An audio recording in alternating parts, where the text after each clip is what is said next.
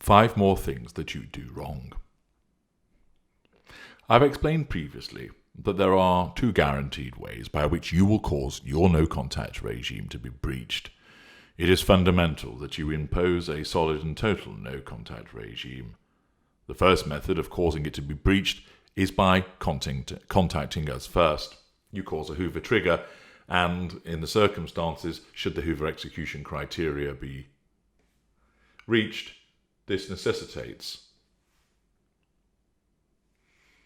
you being hoovered and your no-contact regime being penetrated. This is where you make contact with us, be it in person, by telephone call, text message, or social media contact. The second method by which you guarantee the breach of your no-contact regime arises out of where we contact you, but you left the door wide open. In effect, you invited the burglar into your home, and is it any surprise that you were stolen from?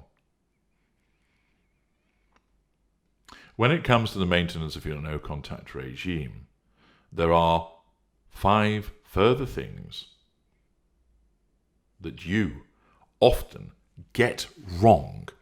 This is either because you don't understand what a no-contact regime is, because you've not accessed my material previously, and instead had the misfortune to listen to or read the work of somebody who doesn't understand narcissism, doesn't understand it from the perspective of us, doesn't understand the way that we think and the way that we operate.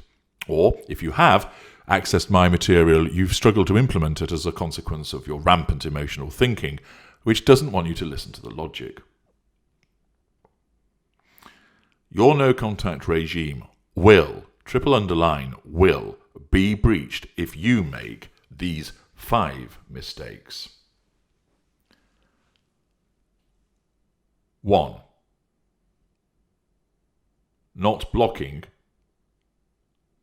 our telephone number. 2. Not blocking our email address. 3. Not blocking us on every social media platform, or even better, removing yourself from every social media platform that you occupy. 4. Not changing your telephone number or numbers. 5. Not changing your email address or addresses, or at the very least, setting our email addresses to spam.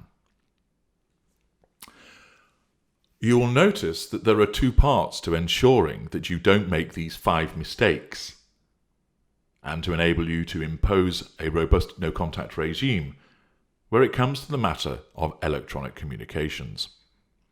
The first is to prevent us from contacting you using our existing platform. We can call or text you from our existing number and it gets through. We can continue to email you from our existing email address. We're able to post messages to your social media and send direct messages from our relevant account or accounts. You may be surprised to learn that many people don't actually block us when they're supposedly implementing no contact. For a smaller percentage, this is because those individuals have misunderstood the concept of no contact. They think it is all about ensuring that the victim doesn't contact the narcissist, and therefore believes mistakenly that numbers ought not to be blocked because the victim believes that they will somehow be able to resist the urge to respond to the narcissist in the event that a message comes through.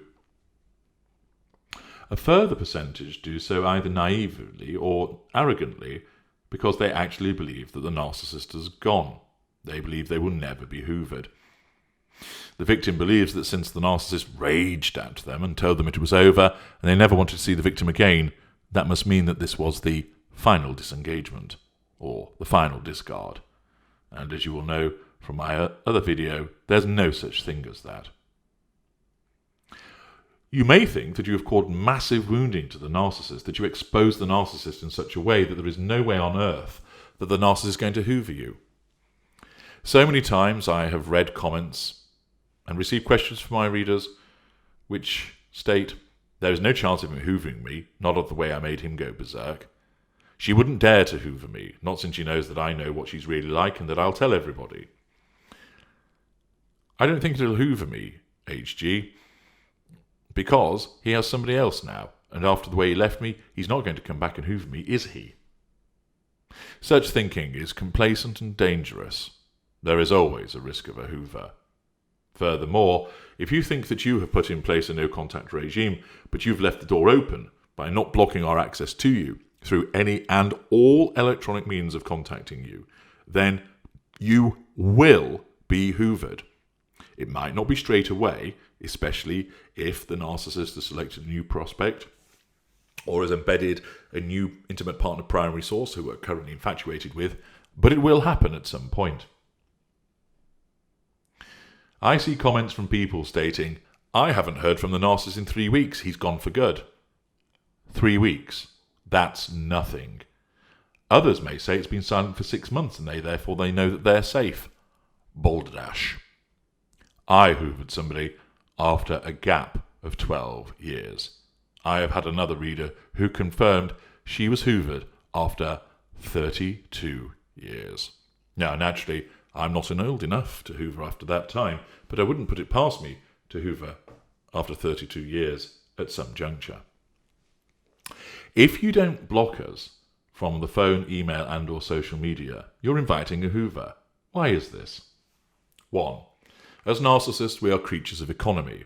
If there is a simple, straightforward and low-energy method of contacting you, we'll take it. Consider this.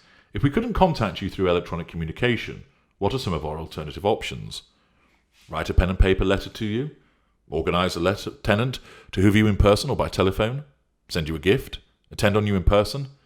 Those are options, but they require more effort, and sometimes considerably more effort, than the simple action of sending a text saying, "Hi, how are you doing?" 2. It invites a swift response from you. As your emotional thinking surges on receipt of that message, it's so easy for you to fall temptation to type a reply, whether we're being pleasant or whether we're being horrible. That temptation, driven by your emotional thinking, is high, and you answer before you even grasp what you're doing and what you're inviting. You can pause before opening a gift. You may work out that a lieutenant is hoovering you on our behalf and therefore keep your emotional thinking under better control by removing yourself, and therefore you provide no information to the lieutenant. You may recognize the handwriting on an envelope and pause before opening it. Who is this from?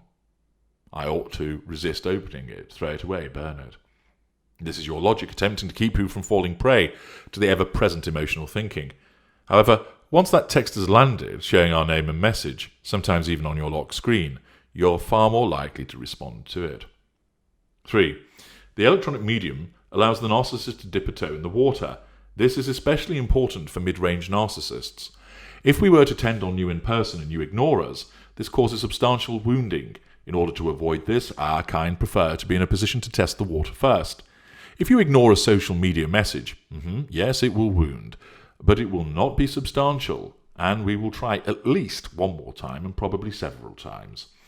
If you respond, be it pleasantly or unpleasantly, you still responded, and this has given us fuel and will encourage us to respond further. If your response is pleasant, we instinctively recognize that we're pushing on an open door, so we will text message again. There'll be a further follow-up hoover. The messages become an exchange, become a conversation, and then, emboldened and encouraged and also fueled, we speak you on the telephone, knowing that you won't reject us now, and then we arrange to meet. Before you realize, you're back in our bed and in our grasp once again. The electronic medium enables us to create a landing point, a bridgehead, without too much risk, and once established, it becomes a base for further messages as we hoover you hard. 4. Even if you don't respond, and invariably you will, we know that you see the message, and we will gain some thought fuel, ephemeral as it is.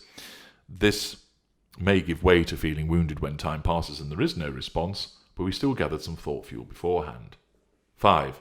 Our need to assert control, of course, is so great that as if you present us with an easy way of getting in touch with you, we'll take it through the direct assertion of control. You may as well send us the keys to your house and leave the front door open.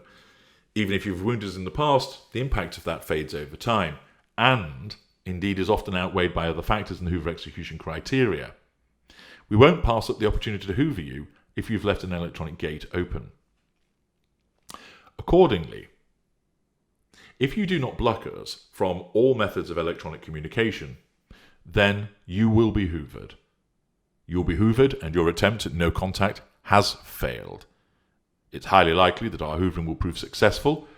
We'll assert control over you and garner fuel from you. And this may lead to us resurrecting the formal relationship if we so choose.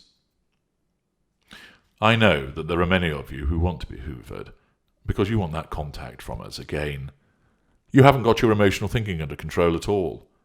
If you leave that electronic gateway open, you'll be hoovered. But do understand this happens when we decide, not when you want it to happen. Accordingly, if you are the disengaged former intimate partner primary source, it is highly likely we'll have someone else, and therefore, unless it's malign, you won't be hoovered until your replacement is in devaluation, which could be months, or even years later. If you're a shelved intimate partner secondary source, you'll face a hoover, but not necessarily when you want it. You'll receive comfort crumbs instead, and then the hoover to take you off the shelf is decided by us, not you. If you are a disengaged intimate partner secondary source, rare as it is, then we have no interest in you, because we're engaging with other, more reliable appliances. And yes, with the electronic gateway open, you will be hoovered, but at a future point of our choosing, not at your dictating. However, blocking of our electronic method of reaching you isn't sufficient. You need to go further. Otherwise, you are still inviting hoovers from us. You must change your telephone number. You must change your email address. And you must come off social media. This is because, although blocking will have some effect, it really isn't enough. We will ring you or text you from an alternative number, obtain a burner number, there are apps that enable us to do this, or we will use a lieutenant's number, maybe someone you thought that you could trust, and thus you take the call or read the text, and thus your blocking is ineffectual. We will create a new email address. It's very easy to do, and we will do so repeatedly to get around your blocking of us. We will create false profiles or message through somebody else's profile, or just stalk you using these profiles, even if we don't contact you. If we don't know your telephone number, if you're not on social media, and we don't have an email address for you, we can't hoover you. Yes, some narcissists will expend energy and effort and money to perhaps obtain that new telephone number and email address. But for the most part, most narcissists won't. They will go and find some low-hanging fruit instead. It's a little bit like a burglar. He'll go and find an easier choice. It is only really, possibly upper range, greater or ultra, who will look to obtain your new details. I understand, of course, that some of you will be resistant to doing this because it will be an inconvenience to you, either socially or work-wise. You must resist such thinking as it is guided by emotional thinking. Of course, changing the profiles, numbers, email addresses won't guarantee you won't be hoovered for the reasons that I've just outlined. But changing them, you put in place a significant hurdle which will go a considerable way to preventing you being hoovered. You'll either force the narcissist to expend time and effort to ascertain the new numbers, or you'll force us to use alternative methods to hoover you and breach your no contact. We might not know where you live or where you work, or these venues may be some distance away, and thus by closing as far as possible the electronic gateway, by blocking and changing, there is more chance we will focus on an easy target rather than waste time trying to gain fuel from a source which has become more difficult to extract from. Total no contact is hard to achieve but not impossible. Moving continents, fleeing to the mountains and changing everything about your prior life, cutting off all routes of reaching you through friends and family, etc. is doable, but it's difficult. However, there are many simple gains that you can achieve. The gains. They can be obtained by changing the electronic method of reaching you. Most narcissists are either lazy lessers or modicum of effort, minimum of effort, mid-rangers. Even if you make it halfway difficult, they'll go and find somebody else because there are plenty of other victims available. If you have to have some channel of communication with the narcissist, for instance co-parenting, then choose email. And I expand upon this in the How to Co-Parent with a Narcissist package. If the court order says that you've got to have some communication, clearly you have to comply with the court order. Make it clear that this is the only means by which the narcissist can communicate with you, that you'll only check the email address, say, twice a week at a set time on a Saturday or a Wednesday for emails and no other time. This way, you will reduce your exposure to the hoovers, which have to get through by reason of there being a need for communication. And with them being in writing, you can then regulate yourself in terms of your response and endeavour to get your emotional thinking under control. You must not fall into the trap of thinking that keeping open an electronic channel is a pressure valve or a safe way of ensuring that we don't turn up in person. Many people will think, well, if I allow him to text message me, it means he won't turn up at the house. That's wrong and is an outcome of emotional thinking. If you think it's a wise move to keep open a text communication so this will prevent us from coming to see you in person, this is emotional thinking, poor logic, because doing this will mean that you are hoovered with the consequences of you feeling anxious, being subjected to more and more repeated hoovers through text and more. These repeated hoovers, which have been allowed to happen because of the easy electronic route, will invariably result in your emotional thinking surging, and then we have managed to start seeing you in person again. Don't think you can resist this happening because it's very hard for you to do, because your tipping point will be reached through the repeated surging of your emotional thinking. If we can't reach you through electronic means, it's not a given that we'll turn up in person. It may be too difficult to do. We might not even know where you are. And there is also the greater risk of you rejecting us if we turn up in person. And remember, for all of our brilliance, we've not yet mastered the act of walking through doors and walls. Even if we do turn up in person, you don't answer the door. That wounds, and therefore the hoover, whilst executed, is ineffective. The 5 things that you invariably do wrong is keep open the electronic gateway because you fail to block our number, you fail to block our email address, you fail to block us on every social media platform or remove yourself from every social media platform, you fail to change your telephone number, and you fail to change your email address. Avoid the temptation to be misled by emotional thinking explaining that you can't do it. If there are certain work numbers that the narcissist knows that you can't alter, let things go to voicemail for a period of time. Or can you have your IT department put in place a reroute on your number when it's externally so it goes through to, say, a secretary so that they can field the calls for you. After a while, when the narcissist is unable to get through, the narcissist will switch to going elsewhere and you can revert to the old system. Put in place those gatekeepers. If you have a company email address that you have to utilize, then again, can you utilize a gatekeeper to read your emails to screen out anything that might come from the narcissist? It might be a slight inconvenience, but it is one worthwhile doing, even just for a month or two, to take the sting out of the narcissist to help reduce your emotional thinking. Alternatively, if the email can't be changed and you can't have a gatekeeper, you must discipline yourself to ensure that if an email does come from the narcissist, you don't read it, and as soon as you realise who it's from, you bin it. Better still, if you have caused the emails to go to spam, don't go in the spam box to check whether you've received messages just to see. You don't need to know. I'll tell you now, the narcissist will be hoovering you. You don't need to go and check. But if you change your email address, so much the better. The more that you put in place, closing down these electronic routes, the more that you don't make these 5 mistakes, means that if there is one particular route that you absolutely have to keep open, let's say for business reasons, because at the end of the day, your livelihood is important, particularly if you're a sole trader, self-employed, etc., then you stand more chance of resisting the overture, the hoover from the narcissist, if you do get an email, if you've successfully closed things down with regard to social media and your telephone. Don't make those 5 mistakes. If you require any more help with this, in terms of implementation, understanding, or looking at potential issues which you feel you can't work around and you need help, do organise a consultation with me. I repeatedly help people with these issues because I know the way that our minds think, and I know the way that we will behave when faced with these issues and obstacles.